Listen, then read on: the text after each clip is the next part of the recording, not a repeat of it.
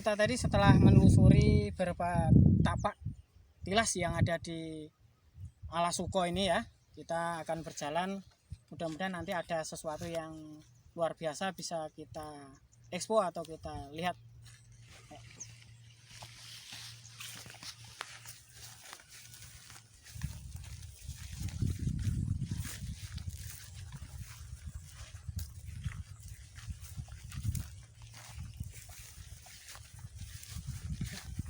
Kawan, di sini saya menemukan benda aneh. Nah, nggak tahu ini benda apa. Coba tenang dulu Mas ya, kita lihat dulu. Kalau kita lihat ini seperti kerang Mas ya. Kami lihat Mas dulu. Ini seperti kerang ya. Iya enggak nih? Kerang. Ini batu, tapi ini fosilnya ini seperti kerang ini. Yang bentuknya mencekung loh Mas. Jadi kawan-kawan, kalau kita melihat batu seperti ini, kemudian ada tempelan tulang-tulang kerang yang seperti ini katanya itu dulunya memang laut. Dugaan itu katanya itu laut.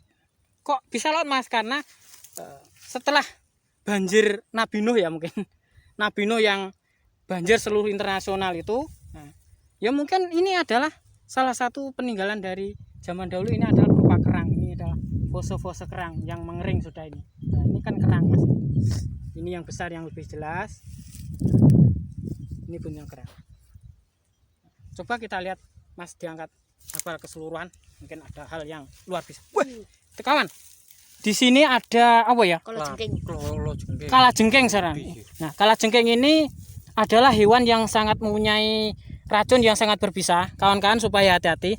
Kita lihat warnanya itu sudah coklat.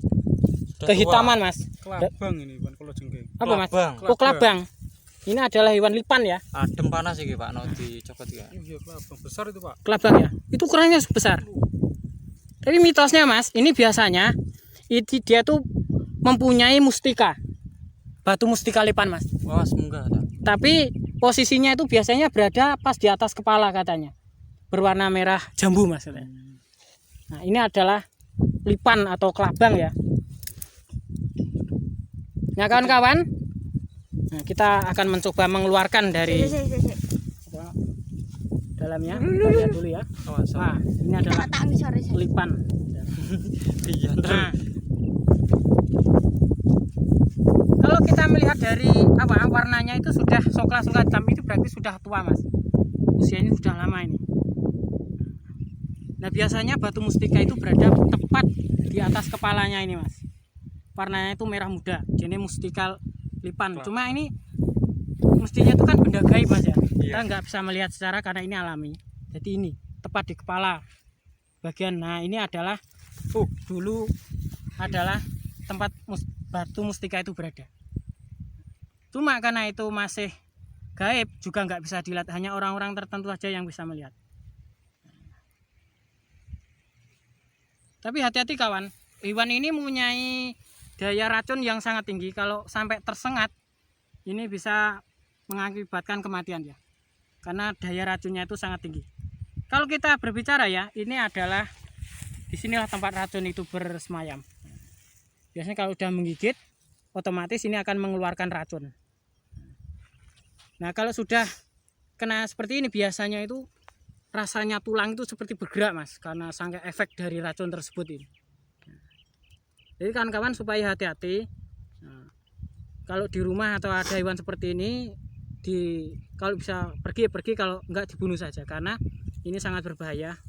Kalau menyengat, racunnya itu sangat efeknya kurang baik untuk tubuh kita. Jadi kalau masyarakat Jawa itu menganggap Mas ya, meyakini atau punya asumsi kalau biasanya hewan-hewan seperti ini sembunyinya di bawah batu tadi Mas. Mereka itu mempunyai anggapan kalau mereka itu adalah makhluk jadi-jadian atau sejenis bangsa siluman. Nah, ini benar ataukah tidak? Karena ini cerita rakyat yang sudah melegenda ya. Mari kita sikapi dengan bijaksana agar kita selalu bisa melihat kebesaran Tuhan. Nah, kawan, kita bisa lihat ini nyata Mas ya. Sebenarnya hewan kita nggak tahu ini penunggunya atau tidak. Tapi kalau orang Jawa itu mesti berkaitan Mas ya. Ada satu terkaitan kalau ini diyakini sebagai penunggu atau salah satu jelmaan makhluk halus yang menjelma seperti binatang. Apakah ada? Ada. Jadi jin itu berbentuk kuda juga ada, berbentuk ular juga ada. Nah, salah satunya mungkin ada juga yang berbentuk binatang lipan atau kelabang seperti ini. Anehnya kok nggak lari ya Ki ya? Biasanya kan kalau di rumah kan langsung lari. Ini juga yang jadi keanehan Mas. Jadi biasanya terdiam. hewan ini kalau terkejut atau lihat orang ada geseran sedikit dia mesti kabur. Namun dia dengan tenang, santai. Nah, kita bisa lihat. Nah, dia nggak bergerak. Nah, hanya bergerak sekilas saja. Nah, kawan-kawan, biasanya mustika livan kalau mungkin Anda belum tahu, itu letaknya tepat di sini, Mas ya. Tepat di atas kepala ini. Nah, ini ada moncong sebelah ini. Nah, ini biasanya tempat mustika siluman lipan katanya kalau orang-orang Jawa. Warnanya tuh kecil Mas, seperti apa ya? Segini loh, kecil sekali. Dia berada di atas. Warnanya tuh bisa merah tua atau merah muda juga. Jambu.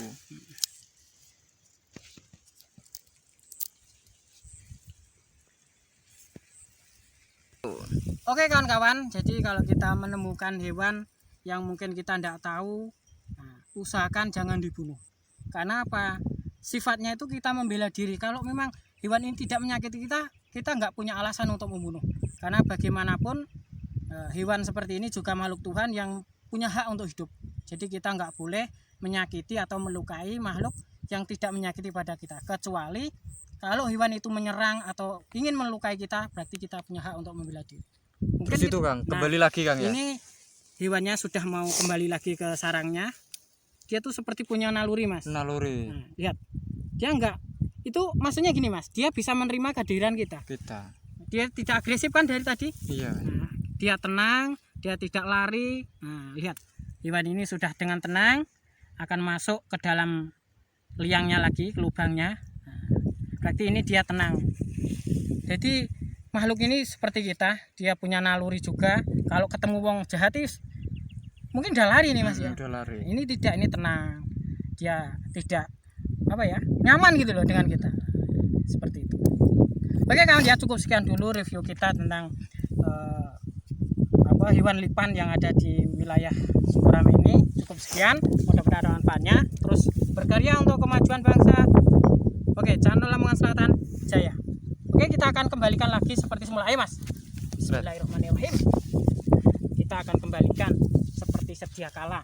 Nah, sudah tenang-tenanglah kamu di sini ya.